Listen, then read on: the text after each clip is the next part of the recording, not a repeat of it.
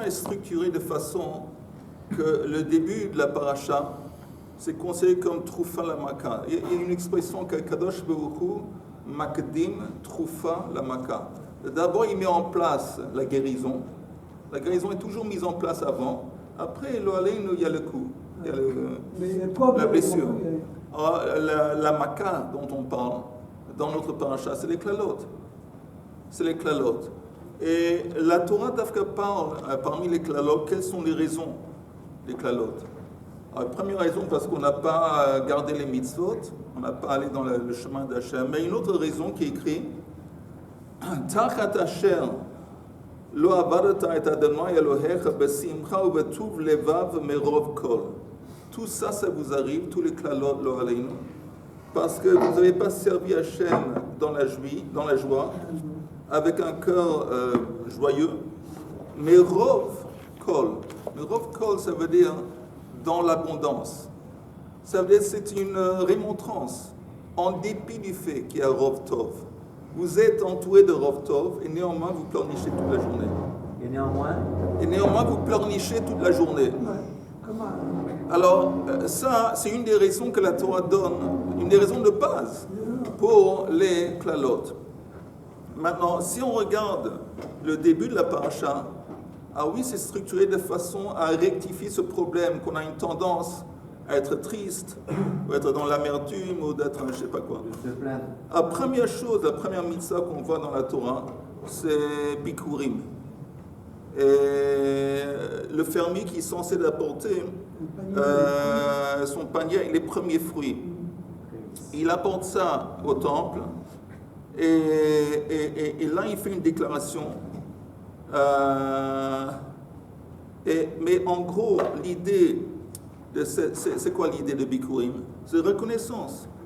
Reconnaissance. Et il dit la chose suivante, V'amarta elav, uvata el hakohen asher yeh b'yamim hahem, v'amarta elav, higadati hayom la'Adonai Elohecha, ki vati el haaretz asher nishba, Adonai la'avoteinu latet lanu. Alors, première chose qu'il dit, je témoigne, je déclare que je suis en fin de compte arrivé au pays qu'Akadosh Baruch Hu a promis à nos ancêtres. Qu'est-ce que ça démontre? Ça démontre qu'Akadosh Baruch Hu, il est fidèle à ses promesses. Je suis la preuve vivante, je témoigne que je suis en fin de compte, je suis arrivé dans le pays que Akadosh Baruch Hu a promis aux Avot. Ça a pris du temps. Ça prend du temps.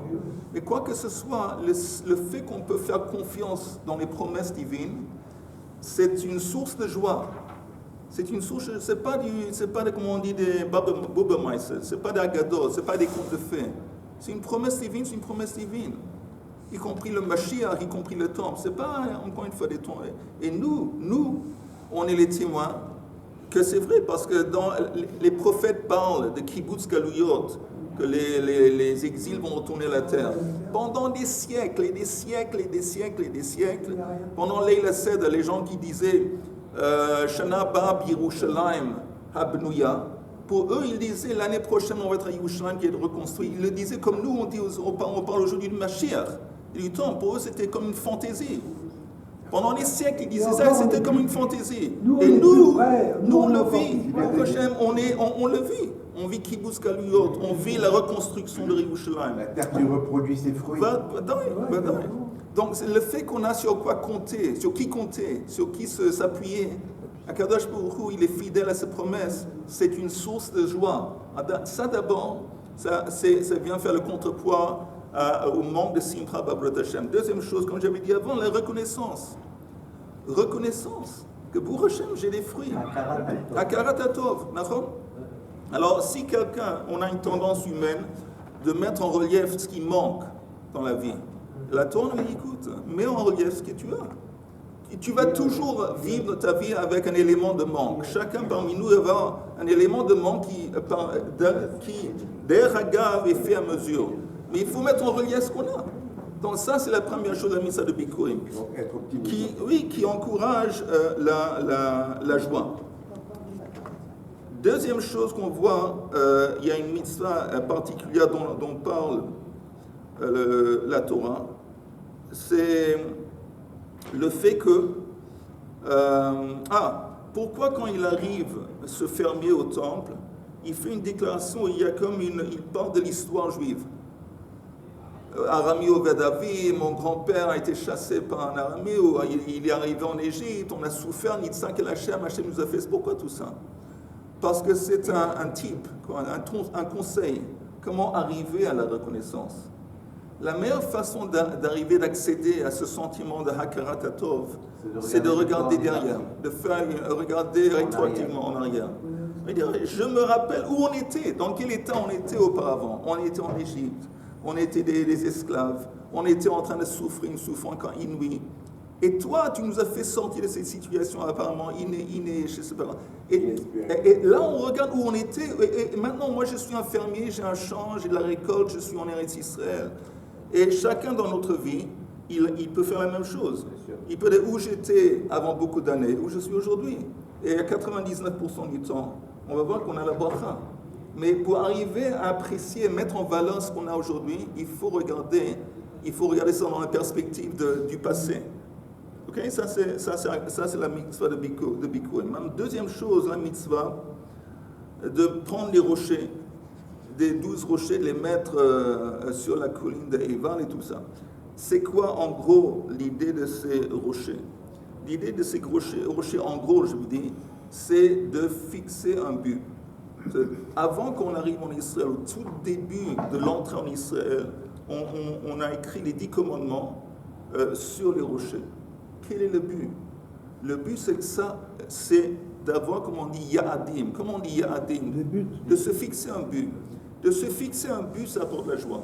Et Akadosh Baruch Hu qui a pris. Oui, mais Akadosh nous a dit que la première chose que le peuple juif doit faire quand il rentre en Israël, c'est d'écrire la Torah sur ça. La première mitzvah qu'on doit faire, c'est ça. C'est bien. Alors, un des sens de ça, c'est de se fixer un but. Pourquoi fixer un but? Ça apporte la joie.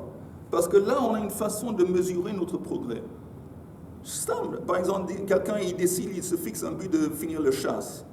Alors, il peut voir, il a fini, je ne sais pas, Seder Zraïm et Seder Nashim, par exemple. Il va, j'avance. J'ai un sentiment de joie parce que je sens que vis-à-vis du but que je me suis fixé, j'avance.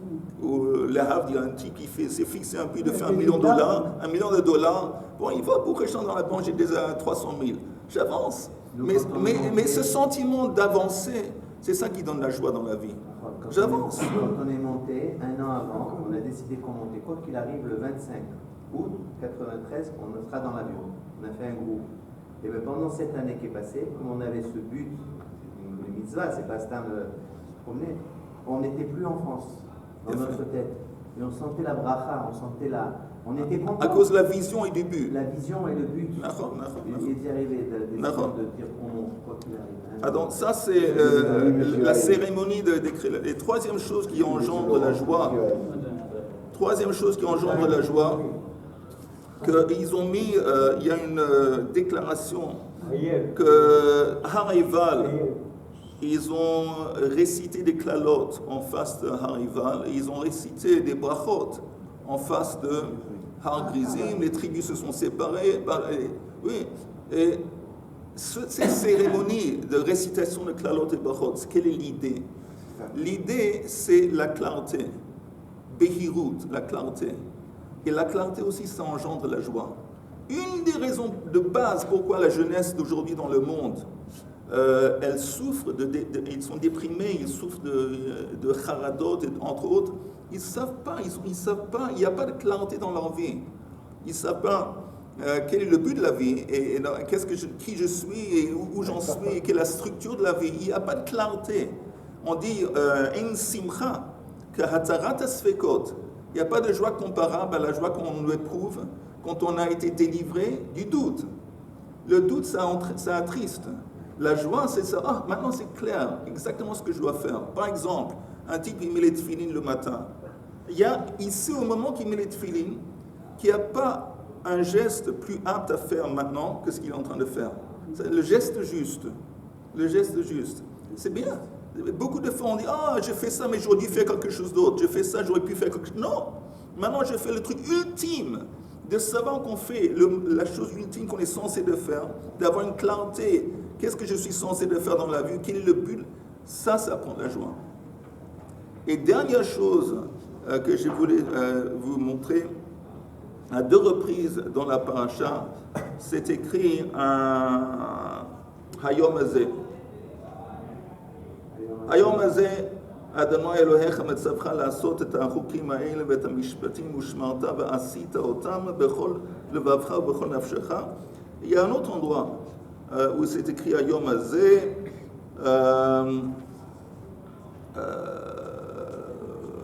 Attendez une petite seconde si je trouve vite. C'est bien, sinon je continue. Je ne trouve pas. Mais ce n'est pas important. Mais Rashi dit dans les 2 fois que Hayom Hazeh, vous savez quoi, ce jour-ci, que Yu Alecha Chadashim, qu'à toi, qu'elle va être nouvelle pour toi, comme si elle vous a été donnée aujourd'hui. Ça veut dire quoi? Qu'on est censé, quand on aborde le service Hashem, Avodat Hashem, de sentir un renouveau. Un renouveau, le sentiment de renouveau, ça engendre la joie. Quelle est la raison principale que les gens ils vont acheter dans les magasins? Ils font des achats. Là, bon, à part acheter ce qui est nécessaire, il y a aussi, c'est bien répondre à un besoin humain de sentir un renouveau. Oh, Ça leur procure un plaisir. oui, un renouveau. Oh, Titradèche. J'ai acheté des nouveaux trucs, une nouvelle chose, une nouvelle chaise, un nouveau. C'est surtout les femmes qui ressentent ça. Mais ce sentiment d'acheter à quelque chose, alors ça apporte un sentiment de joie quand je ressens le renouveau. Chaque personne. Mais le vrai sentiment de renouveau, on est censé de le puiser d'Avodat Hashem. Alors, si c'est très facile que quand on prie, par exemple, comme c'est une activité qu'on fait 3 fois par jour, c'est très facile que ça devienne monotone. Très facile que ça devienne monotone. Mincha, Shacharis. Chaque chose, le plus qu'on fait la chose, c'est quand on fait une chose tout le temps, ça devient monotone, ça perd sa saveur, c'est plus excitant. Mais quand on essaye de travailler sur soi un petit peu, qu'est-ce que je suis en train de faire maintenant que je prie? Qu'est-ce qui se passe? Alors d'abord, l'impact de la prière. Chaque bracha qu'on dit, chaque morceau de la tefila, elle dégage une énergie spirituelle qui impacte sur tous les mondes, et sur moi aussi. Et pas seulement ça, ça apporte la bracha, ça apporte la shefa. Et pas seulement ça, la mida, c'est un rendez-vous avec Akadosh Baruch Hu. Si on disait à quelqu'un, tu sais quoi, demain je t'ai fixé un rendez-vous avec Bibi. Alors la plupart d'entre vous sont très émus et très excités de savoir que vous avez un rendez-vous avec Bibi.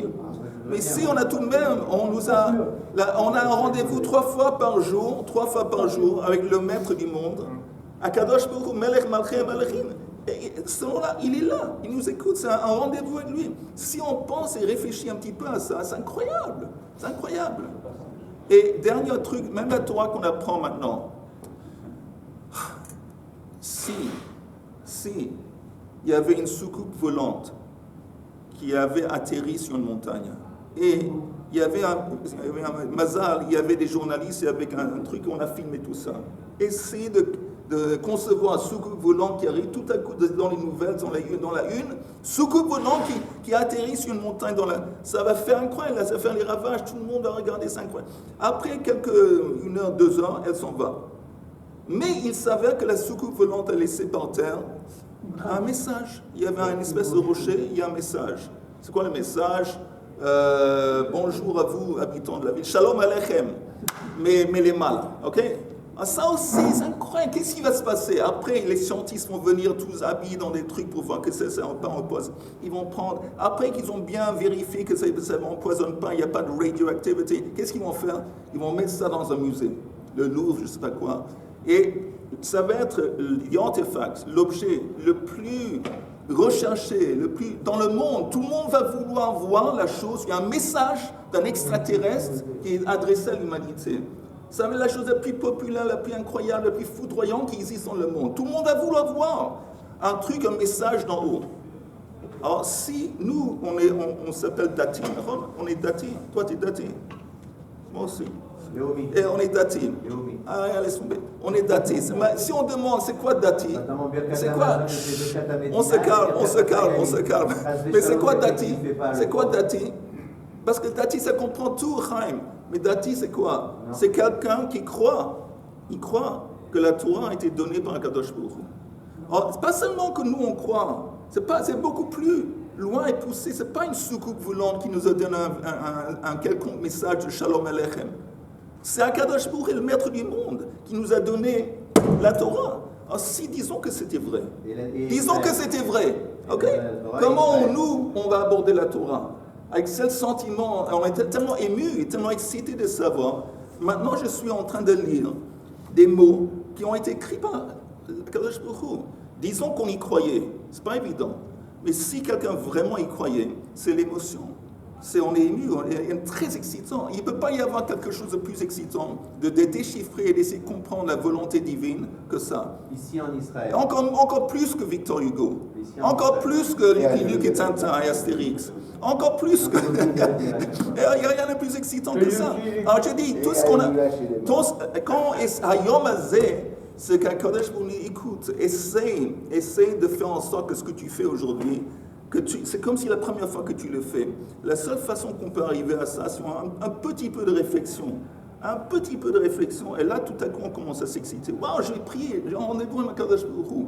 Waouh, je vais dire des mots, des brachot qui vont impacter, beaucoup plus impacter que les types au Liban avec le petit truc qui ont explosé. Quand nous, on dit les brachot, ça impacte pas seulement l'univers, sur les mondes. Selon la Kabbale, il y a des mondes et des mondes. Alors, ça, la première moitié de la paracha, tout ça, c'est considéré comme Haktamat Troufa la Maka. C'est une guérison qu'Akadosh Baruch Hu a mis déjà en place pour rectifier le problème et la raison des klalot.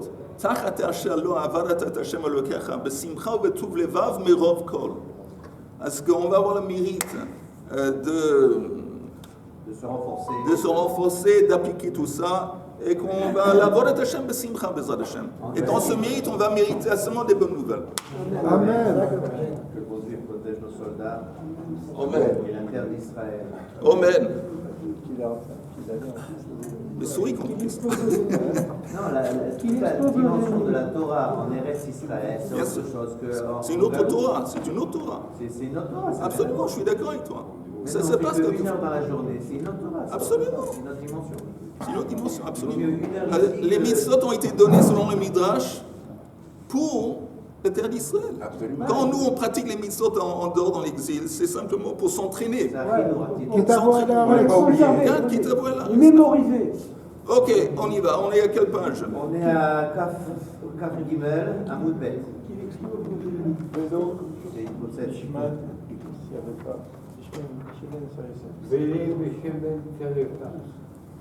On avait dit dans la Mishnah, Velo b'shemen sreifa, on ne peut pas allumer les bougies avec une huile qui s'appelle une huile qui brûle, qu'on est censé de brûler. Shemen sreifa. Shlomo, tu es. Donc qui a brûlé?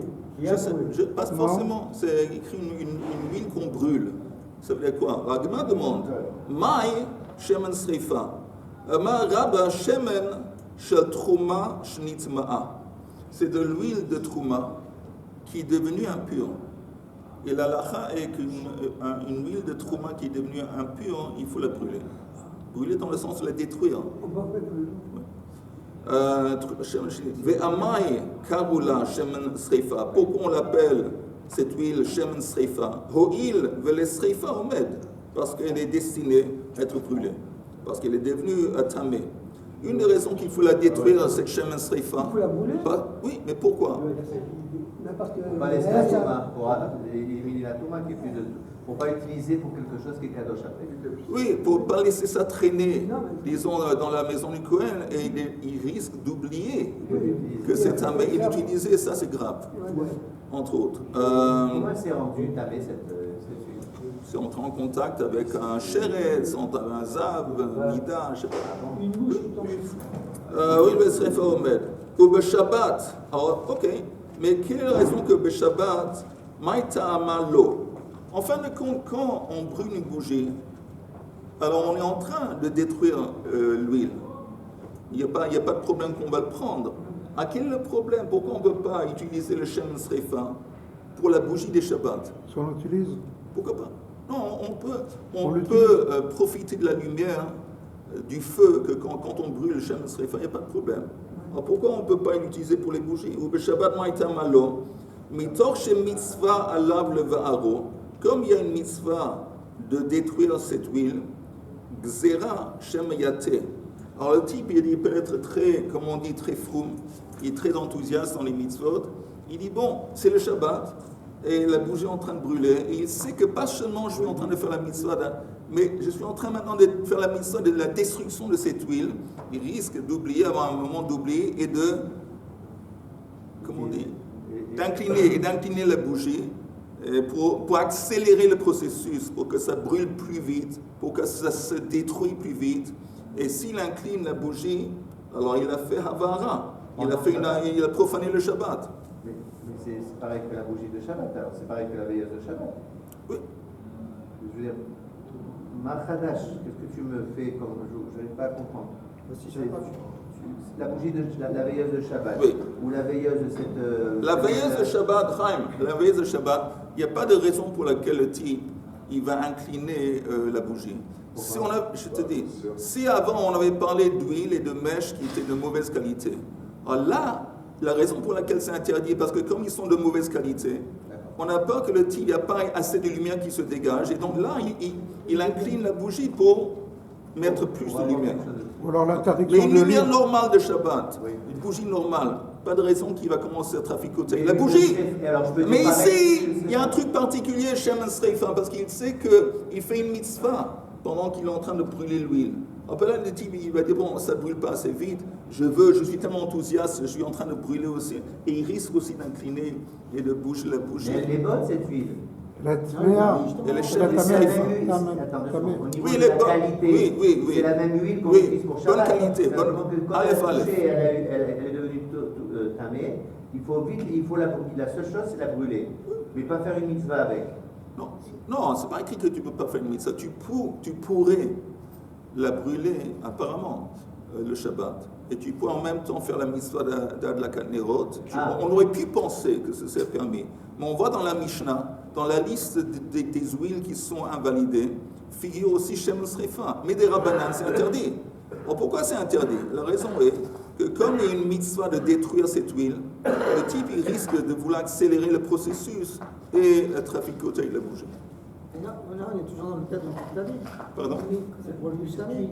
Oui. Tamé, oui, Shemen Tamé. Donc il nous demande de la brûler. Oui. De peur qu'on l'utilise et qu'on Oui. on incline et tout ça. Non, de peur que quelqu'un va le manger. Mettre dans sa salade, une vinaigrette. Ah, c'est pas de peur d'utiliser pour l'huile pour la bougie du Shabbat. Non, de peur que quelqu'un va le manger. On n'a pas le droit de manger une trouma qui te merde. Mais tu peux profiter de la lumière qui dégage. Quand tu brûles le Shemen Srefa, il y a une lumière qui dégage. Tu peux profiter de la lumière. Mais ici, le Shabbat, c'est interdit parce qu'encore une fois, on risque de vouloir accélérer. Mais je la laisse, pourquoi je comprends pas, moi je vais accélérer le processus. Les arises, Je la les laisse arises. brûler, les couleurs. Hein? Si je sais que Oui, le Shabbat, tu j'ai entends. l'habitude de ne pas toucher ma veilleuse, je vais pas dire ah, maintenant j'ai une autre lumière. Le Shabbat, je touche pas. Mais c'est là que je peux toucher. C'est quoi cette. Je vais t'expliquer, mais seulement si C'est l'autre, je vais des t'expliquer. choses peut-être. Je vais t'expliquer, mais Mais seulement. vous acceptez tous. Je vais Oui, t'expliquer. on accepte. Celle-là, c'est Shabbat, je touche pas. Ah, mais celle-là, c'est une mitzvah de la brûler bien, on va dire que ça va plus Je vite. vais t'expliquer, C'est mais pas ça. grave, c'est Shabbat. Je vais Qui a dit t'expliquer. c'est pas grave, il a Mais seulement si oublié. tu te calmes. C'est les cas extrêmes. Tu entends? Le Shabbat, il a oublié que c'est le Shabbat parce que subitement il regarde le truc. Il dit, je me rappelle, ça c'est Shemen Sreifa qui est en train de brûler, en train de se détruire. C'est possible, peut-être pas avec toi, mais avec moi, c'est possible d'avoir un moment d'oubli. Et il oublie que c'est le Shabbat. Il dit, tiens, je suis en train de détruire l'huile de Shemen Sreifa, mitzvah, mais je vois que ça prend du temps.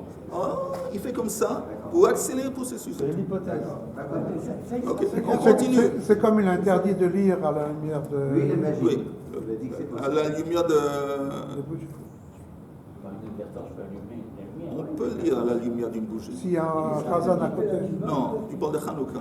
Non, Oui. le Shabbos. Non, il n'y a pas de problème. Shabbat de lire, non, il n'y a pas de problème. On peut lire avec la lumière du téléphone. Non, la vérité, non, la vérité, t'as raison.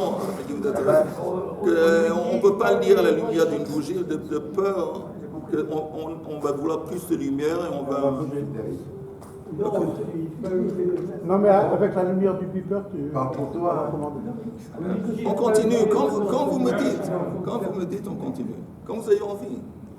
Il a une question si on peut lire à la lumière d'un beeper. Ou Elle a écrit en un téléphone. Comme le téléphone, c'est pas son usage de lire avec. Mais tout ce que je peux dire, c'est mamash. Kol hakavod. Alors la Gemara dit, Gzera shemayate, Amar le Abaya, Elamata, si c'est ainsi, Beyom Tov, l'ishtere, ça devrait être permis de brûler cette huile Shemen Sreifa pour une bougie de Yom Tov. Pourquoi? Parce qu'une bougie de Yom Tov, il n'y a pas de problème de Hava'ara. Pourquoi il n'y a pas de problème? Parce que c'est déjà allumé. Il n'y a pas de problème d'accentuer, il n'y a pas de problème. Si c'est Yom On Tov, peut toucher, quoi. On peut l'utiliser normalement pour le bichout. oui, il n'y a pas de problème comment on dit, le havir. Il n'y a pas de problème de cuisiner, de faire un feu, le Yom Tov. Alors, apparemment, ça doit être permis le Yom Tov. Allah Matnan, pourquoi c'est enseigné dans une Mishnah? Ein madlikin b'shemen sreifa b'Yom Tov. Alors la réponse est Gzera Yom Tov atu Shabbat. On t'interdit de l'allumer Yom Tov parce que si tu t'habitues à brûler Shemen Sreifa Yom Tov, tu risques aussi d'allumer Shemen Sreifa Shabbat et ça c'est interdit. C'est Gzera avec Gzera. Apparemment. On va dire que c'est une Gzera ensemble. Non, c'est Gzera. Mais Rav Chis il dit quelque chose d'autre. Il dit Shema. Le Shema Yate Lo Chashino. On n'a pas peur, en fin de compte, peut-être à cause que tu viens de dire, on n'a pas peur. La raison pour laquelle Shabbat c'est interdit, c'est pas parce que Shabbat on n'a peur qu'il va incliner la lumière, on laisse tomber. Non, parce qu'il n'y a pas au des fèches, on ne peut pas utiliser Shabbat, la raison pour laquelle Shabbat on ne peut pas, c'est rien à voir avec le Shema Yate. Et la Hacha, alors pourquoi c'est interdit Yom Tov de brûler le truc? Parce que Yom Tov, tu ne peux pas me dire on a peur qu'il va incliner. Parce que Yom Tov, il a le droit d'incliner la lumière. Alors pourquoi néanmoins c'est interdit Yom Tov? Tu me dis que c'est à cause de Shabbat, mais comme Yehuda dit, peut-être ça rentre dans le cadre de Gzera le Gzera. Alors la réponse est là, Yom Tov shechal liyot erev Shabbat askinan. On est un jour de fête, un Yom Tov, qui est la veille de Shabbat. Ah. Donc tu vas allumer ces bougies, Yom Tov, pour le Shabbat. Non, tu vas Le fi, écoute bien, le fi she'ein sorfin kodashim beyom tov. On n'a pas le droit de brûler des kodashim. Kodashim, ça comprend aussi trouma, qui sont yom tov. C'est ce qui arrive cette année. Pardon? C'est ce qui arrive cette année. Parce C'est qu'il y a arrivé. Yom Tov et après Shabbat. Exactement. On n'a pas le droit de brûler des kodashim beyom tov. Des kodashim apparemment qui sont devenus invalidés, qui sont devenus tamés ou qui ont une problématique. On ne va pas les brûler pour Yom Tov. Mais attends, dans la continuation de la Mishnah, c'est écrit Ein madlikin b'shemen sreifa b'Yom Tov. On ne veut pas brûler Shemen Sreifa b'Yom Tov. Je déduis que le début de la Mishnah, Michlal de Reisha, lave b'Yom Tov askina, ne parle pas de Yom Tov. Si tu commences explicitement à parler de l'interdit Yom Tov de brûler dans la fin, ça s'entend qu'au début, on ne parlait pas de Yom Tov, on parlait apparemment de quelque chose d'autre, peut-être Shabbat. Amar Rabbi Chanina Mesura, Mata'am Ke'amar. En fin de compte, on parle que la fin, c'est l'explication du début.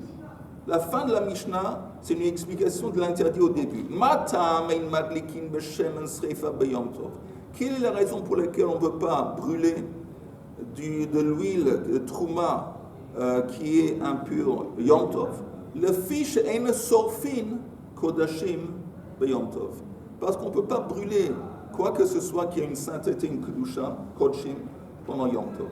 C'est pas rien à voir avec Shabbat, rien à voir avec Shabbat, rien à voir avec Shema Yate. C'est simplement Yom Tov. Et donc si apparemment, ça laisserait entendre que si la veille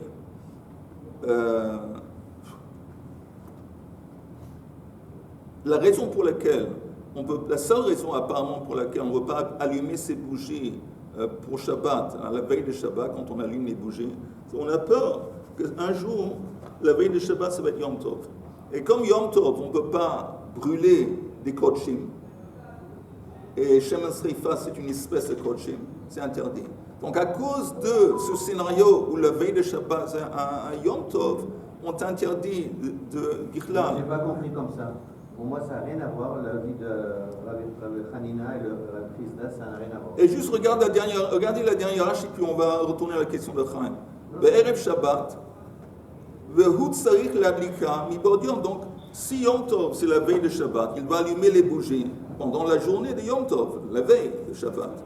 Nimsa, il s'avère, soref kodashim be Yom Tov, qu'il brûle les kodashim ben Yom Tov, ou le commande de Pierre qui n'y a le fin en mikra et de ein sofin. Et puis, on va voir qu'on n'a pas le droit de brûler. Maintenant, Chaim, c'est quoi ton problème? C'est quoi un de tes problèmes? Un de mes problèmes. Non, moi, je n'ai pas de problème. Mais là, dans la Gemara, il y a beaucoup de problèmes. Le Rav Rizda, il explique que Cheshena, de peur qu'on va utiliser cette huile qui est tamée, alors pendant Shabbat, donc on l'interdit pendant Shabbat, et il interdit aussi pour Yom Tov, de peur qu'on arrive à une situation qu'il y a un Yom Tov avant Shabbat, et que si on l'interdit pas pendant Yom Tov, on risque d'utiliser cette lumière pour allumer les néos de Shabbat. C'est un Yom Tov qui précède Shabbat. Oui, en qu'est-ce que alors, tu de craindre comprends? Shena, la vie de Et on n'a pas le droit pendant Yom Tov de brûler des kodshim. Oui, mais. Et les kodshim, ça comprend aussi, le trouma, c'est aussi kadosh. J'ai compris. Alors maintenant, lui dit que comme il y a Shabbat qui arrive, on va interdire d'utiliser cette huile-là, cette huile-là, parce que si jamais il y a un Shabbat qui est juste après Yom Tov, on va c'est un problème. Il y a un problème, Oui. donc il va utiliser. Maintenant, ce qu'il dit Rav Hanina, ça n'a rien à voir.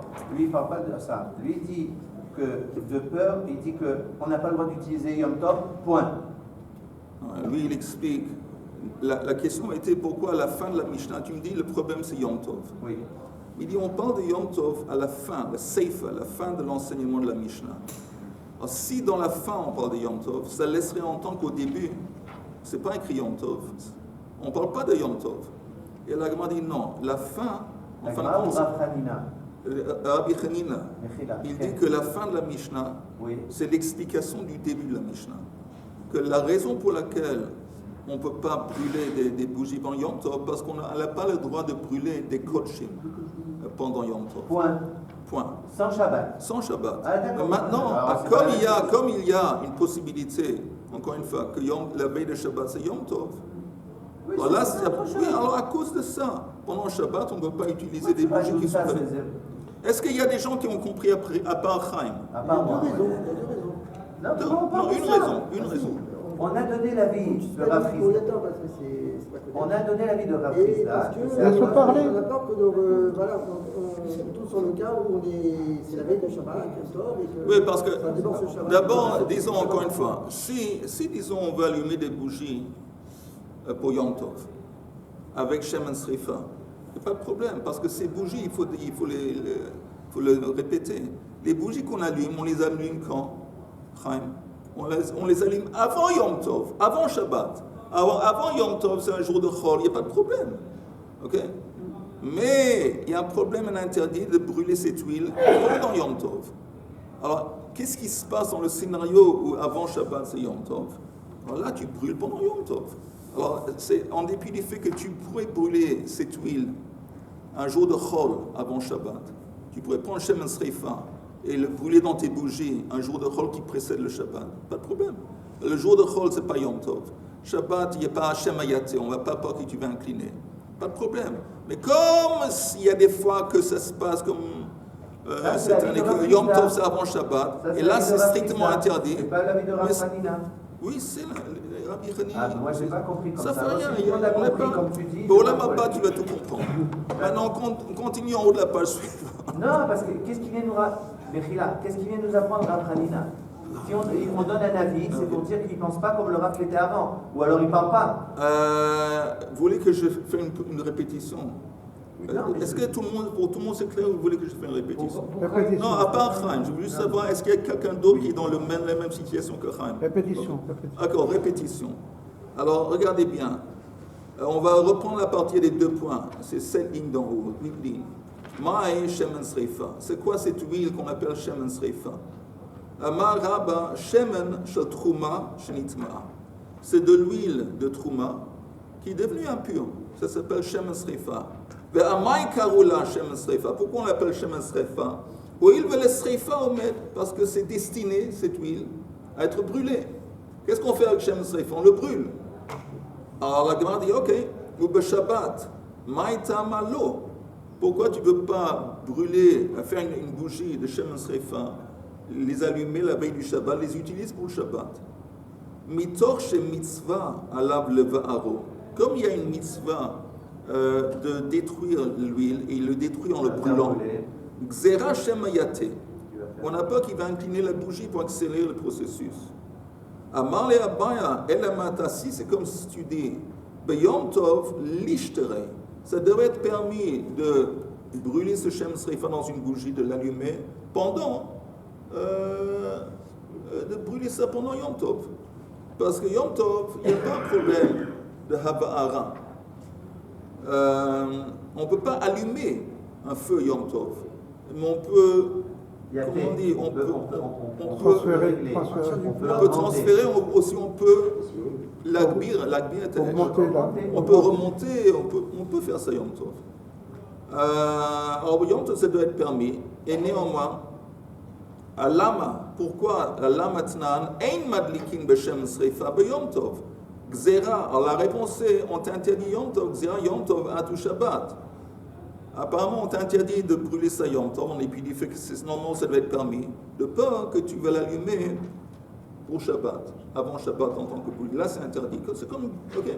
Mais Rav Chris dit non, rien à voir, on n'est pas concerné Shemayate. Il dit, Amar le Shemayate lo chashinem. Et la hacha ici, be Yom Tov, shechal liyot erev Shabbat askinu. On parle d'un Yom Tov qui précède le Shabbat. Donc quand tu avais allumé les bougies de Shabbat, il savait que tu les allumes pendant Yom Tov. Les filles she'en sorfin kodashim be Yom Tov.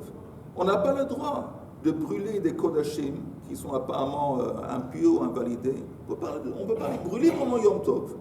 Alors si tu allumes ces bougies avec shemen sreifa la veille de Shabbat et Yom Tov, c'est interdit.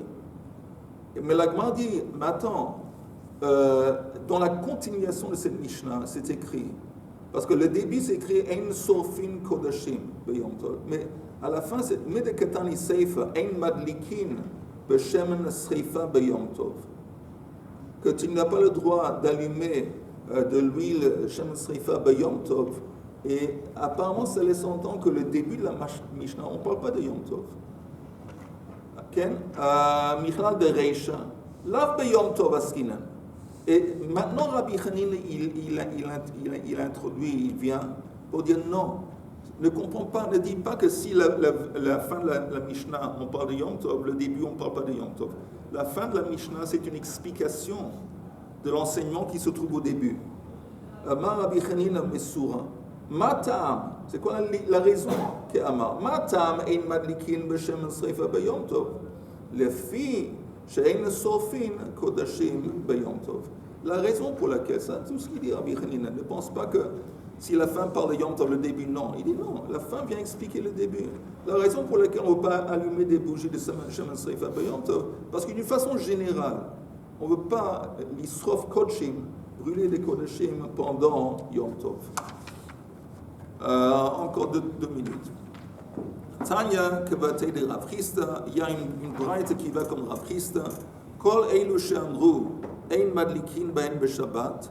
Toutes les huiles dans la liste de la Mishnah, et les mèches et les huiles qu'on a dit qu'on ne peut pas brûler pendant Shabbat, Madlikin Bahen B'Yom Tov. On peut, oui, les utiliser pour les bougies de Yom Tov. Pourquoi? Pourquoi? Parce qu'on a le droit de... Oui, parce qu'on peut y toucher. Oui, parce que comme c'est des mauvaises huiles et des mauvaises mèches qui peut-être ne dégagent pas suffisamment de lumière, on a peur qu'il va faire ça, et ça le Shabbat c'est grave. Le Yom Tov on s'en fout. Donc on peut les utiliser pendant Yom Tov. Chutz mi shemen sreifa. Mais shemen sreifa, ça c'est également interdit. Yom Tov, pourquoi? Le fichier ein sorfin kodashin be Yom Tov. Parce qu'on ne peut pas brûler des kodashim pendant Yom Tov. Ibaïlehu, encore un petit peu, Ibaïlehu, Maoula Skir shel Chanukah, Birkat Hamazon. Est-ce qu'on peut rappeler Chanukah dans Birkat Hamazon? Aujourd'hui, la lacha c'est qu'on peut. Mais là, ici, la demande demande est-ce qu'on peut ou pas. Kevan de Mede Rabbanan hu, comme c'est une fête, Chanukah de Rabbanan, l'Omad Kirinan, on ne va pas faire allusion à Chanukah dans les Birkat Hamazon.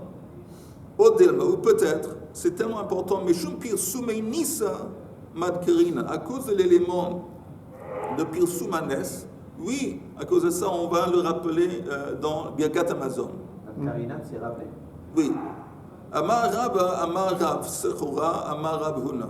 Et non maskir, il dit non, on ne fait pas allusion à Chanukah Birkat Hamazon. Veim balaskir, maskir. Mais néanmoins, si quelqu'un l'a dit, ça va, ça passe. C'est pas un chet. Il n'était pas obligé, il n'y a pas une obligation selon lui de l'askir Chanukah. Mais s'il l'a fait, ça va, ça passe. Il n'y a pas. Mais si quelqu'un néanmoins va vouloir faire une allusion à Chanukah, où est-ce qu'il est censé le dire? Maskir behoda'a. Hoda'a moderne, c'est la troisième bracha. La troisième bracha. À Yerushalayim. Je pense, c'est la bracha qui parle d'Yerushalayim. C'est intéressant les premiers trois brachot de Birkat Hamazon. La première bracha de Birkat Hamazon, qu'est-ce qu'on fait? On chante les louanges, on remercie. On remercie Kadosh Baruch Hu pour le pain. Deuxième, on lui remercie pour la terre. Mais troisième bracha. C'est ça. C'est la deuxième ou la troisième bracha? Deuxième. C'est la deuxième, d'accord? C'est la deuxième bracha. Ah, parce que la troisième bracha, c'est une prière. C'est intéressant. La troisième bracha de Birkat Hamazon, c'est pas un remerciement. C'est pas chanter les louanges. C'est une demande. C'est une demande. Oui, on demande à Kadosh Baruch Hu de faire quelque chose. Encore une fois, première bracha. Non, on ne dit pas merci. Première bracha, on chante les louanges. Deuxième bracha, modim, on lui remercie Kadosh Baruch Hu de nous avoir donné la terre d'Israël et aussi la Torah, Brit Mila, on remercie. Troisième bracha, on ne remercie pas, on demande, on prie que tu venais quand il va reconstruire Yerushalayim. Il va reconstruire le temple. Il va. Et alors, Arachaman, c'est quoi? Arachaman, c'est tout ça, c'est des bakashot. Des ramels. Bakashot, c'est des rabbins, oui. La troisième, c'est De toute façon, juste pour finir ça avec la Chanukah, il dit si tu veux parler de Chanukah, tu l'introduis dans la deuxième bracha. Qui est l'alacha. Rav Huna bar Yehuda ikle levei Rabba. Il y a Rav Huna, le fils de Yehuda, qui s'est trouvé un jour dans la yeshiva, dans la maison de Rabba. Savar la kourei bebone Yerushalayim. Il a pensé faire allusion à Chanukah dans la troisième bracha de Bone Yerushalayim. Il a pensé faire allusion à Chanukah dans Birkat Hamazon, dans la troisième bracha qui parle de Yerushalayim. Et Rav lui a dit, Amar lehu Rav Sheishet lui a dit, Ketfila, non, tu dois te comporter dans Birkat Hamazon comme tu fais dans la Tfila. Ma Tfila behoda'a, af Birkat Hamazon behoda'a. De la même façon qu'à la Nissim, on introduit ça dans Modim, de la même façon que dans Birkat Hamazon, tu introduis l'allusion à Chanukah dans la deuxième bracha qui parle de remerciement. Parce que l'essentiel de Chanukah, c'est remercier à Kadosh Baruch Hu pour la délivrance. La victoire. Qui nous a fait, la victoire, la délivrance. Ok, messieurs, bonne journée, Shabbat Shalom, Besorot Tovot, Yeshuot Benechamot. Attends,